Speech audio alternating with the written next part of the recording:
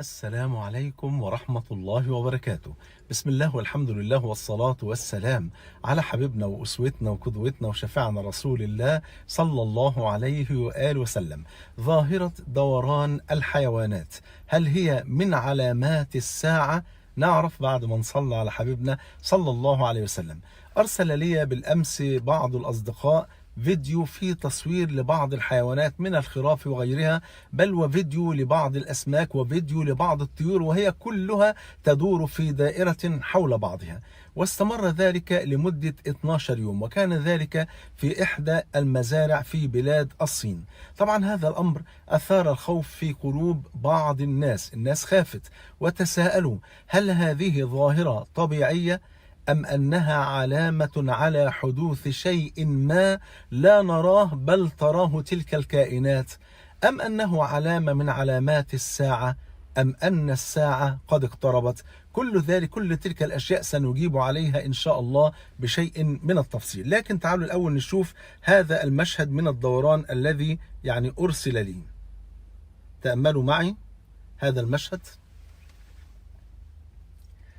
هو مشهد فعلا عجيب، وأثار الخوف في قلوب بعض الناس، إنما إن شاء الله سنوضح كل ذلك بفضل الله سبحانه وتعالى. برضو هنا مشهد أيضا للخراف وهي تدور حول بعضها البعض. برضو هنا شوف المشهد ده، فهذا المشهد أثار الخوف في قلوب بعض الناس. أنا عايز أقول حاجة: الجواب على كل تلك التساؤلات التي تخطر على قلوب الناس، الجواب: أما إن هم السؤال قالوا هل هي ظاهرة طبيعية؟ هي ظاهرة مش طبيعية. ما تعودنا ان احنا نرى الخراف او الاسماك او الطيور تفضل تلف. ممكن تحصل انها تدور بشكل دائري مرة 2 3 دقيقة 5 دقايق، انما ما تفضلش لمدة ساعات تدور حوالين بعضها في دائرة بهذا الشكل. فحتة ان هي ظاهرة طبيعية، لا، مش ظاهرة طبيعية. طب علامة على حدوث شيء ما، هنجاوب على السؤال ده دلوقتي حالا. أم أنه علامة من علامات الساعة، أم أن الساعة قد اقتربت؟ نبدأ بقى نجاوب على الأسئلة بس من الآخر. الجواب على السؤال الأخير: أما عن اقتراب الساعة فده أمر معلوم منذ عهد النبي صلى الله عليه وسلم. فبعثة النبي صلى الله عليه وسلم من علامات الساعة، وانشقاق القمر من علامات الساعة، وموت النبي صلى الله عليه وسلم من علامات الساعة. قال جل وعلا: اقتربت الساعة وانشق القمر. والنبي صلى الله عليه وسلم قال: اعدد 6 بين يدي الساعة، من بينها موت النبي صلى الله عليه وسلم. إذن فالمولى عز وجل أخبر أن الساعة قد اقتربت. الكلام ده من إمتى؟ من أكتر من 1400 سنة. يبقى إذن يا حبايبي الاقتراب ده بميزان أيام الله وليس بميزان أيامنا. فالمولى عز وجل لما يقول اقتربت الساعة، مش ستقترب الساعة، لا، اقتربت خلاص. الكلام ده من أكتر من 1400 سنة. لو قلنا بميزان البشر اقتربت الساعة، يبقى بعد أسبوع خلاص الدنيا هتخلص، أو بعد شهر، أو بكتيرها أوي يوم ما تكتر وتطول يبقى سنة. إنما بميزان أيام الله ده من أكتر من 1400 سنة. والمولى عز وجل يقول: اقتربت الساعة وانشق القمر.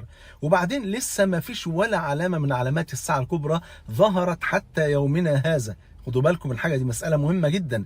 وما يسبق علامات الساعة الكبرى من ظهور المهدي، كل ذلك لم يحدث. أما بقى السؤال الثاني: أما أن يكون ذلك علامة من علامات الساعة سواء الصغرى أو الكبرى، فهذا الكلام خطأ، لأن ظاهرة دوران الحيوانات ليست من علامات الساعة الصغرى ولا من علامات الساعة الكبرى. خدوا بالكم. طيب لماذا فعلت الخراف تلك الأشياء؟ وده الإجابة على السؤال الثالث.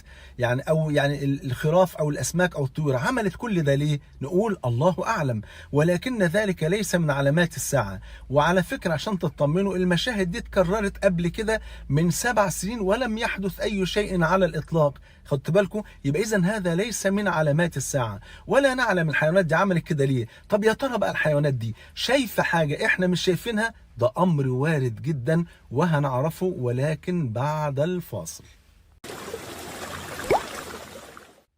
تعالوا حبايبي نكمل موضوع دوران الحيوانات حول بعضها البعض وتساؤلات بعض الناس، هل هي ظاهرة طبيعية؟ هل هي علامة من علامات الساعة؟ وقد أجبنا على ذلك وقلنا إن يعني هي مش علامة لا من علامات الساعة الصغرى ولا من علامات الساعة الكبرى. طيب هل معنى كده إن القيامة قربت؟ القيامة قربت، ده المولى عز وجل يقول ذلك من أكثر من 1400 سنة، فهذا بمقياس أيام الله سبحانه وتعالى وليس بمقياس أيامنا بفضل الله سبحانه وتعالى. طيب السؤال الأخير بقى، طيب الحيوانات دي عملت كده ليه؟ يا ترى هي بتشوف حاجة إحنا ما بنشوفهاش؟ والجواب هذا أمر وارد جدا، إن فعلا الحيوانات ديت والطيور ترى ما لا نراه وتسمع ما لا نسمع. خدوا بالكم من حاجة، مسألة مهمة جدا.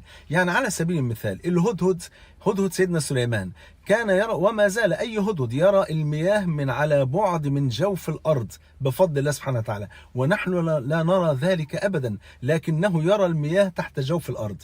مثلا على سبيل المثال أعزكم الله، الكلب عندما ينبح فإنه رأى شيطانا، والحمار أعزكم الله حينما يصدر صوتا تمام فإنه يرى شيطانا. طب هل احنا شايفين الشياطين؟ أبدا. طب الديك حينما يؤذن أو حينما يصيح فإنه يرى ملكا، هل احنا شايفين الملائكة؟ أبدا. طب إيه الدليل على الكلام ده؟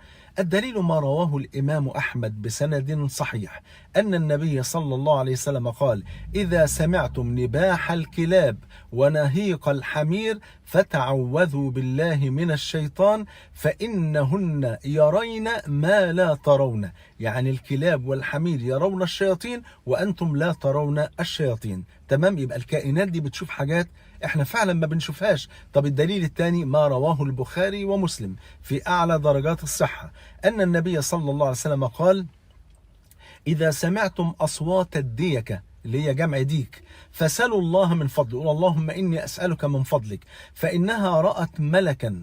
وإذا سمعتم نهيق الحمار فتعوذوا بالله من الشيطان فإنها رأت شيطانا. خدوا بالكم بقى، بل أخبر النبي صلى الله عليه وسلم بما هو أدق من ذلك وأعظم من ذلك. أخبر النبي صلى الله عليه وسلم، وركزوا معايا بقى في المعلومة دي، أخبر النبي صلى الله عليه وسلم أن كل الكائنات تسمع صوت عذاب القبر ما عدا الجن والإنس فقط، وذلك لقول النبي صلى الله عليه وسلم عن عذاب الكافر في القبر كما روى الإمام أحمد بسند صحيح، قال صلى الله عليه وسلم: فيصيح يعني الكافر صيحة يسمعه كل شيء إلا الثقلين يعني الإنس والجن. وفي البخاري ومسلم عن أمنا عائشة قالت: دخلت علي عجوز من عجائز يهود المدينة، امرأة كبيرة في السن من اليهود بتوع المدينة، فقالت لعائشة يعني رضي الله عنها، قالت: إن أهل القبور يعذبون في قبورهم. قالت: فكذبتها ولم أنعم أن أصدقها. قالت فخرجت يعني مشيت، فدخل علي النبي صلى الله عليه وسلم فقلت: يا رسول الله، إن عجوزا من عجائز يهود دخلت علي فزعمت أن أهل القبور يعذبون في قبورهم. فقال صلى الله عليه وسلم: صدقت، إنهم يعذبون، وركزوا معايا بقى في المعلومة دي، إنهم يعذبون عذابا تسمعه البهائم كلها. قالت: فما رأيته بعد ذلك في صلاة إلا وهو يتعوذ من عذاب القبر. بل جاء في الحديث الذي رواه مسلم أن النبي صلى الله عليه وسلم قال: لولا ألا تدافنوا، يعني لولا أن أنا خايف ما حدش فيكم يدفن الثاني، لدعوت الله أن يسمعكم من عذاب القبر الذي أسمع.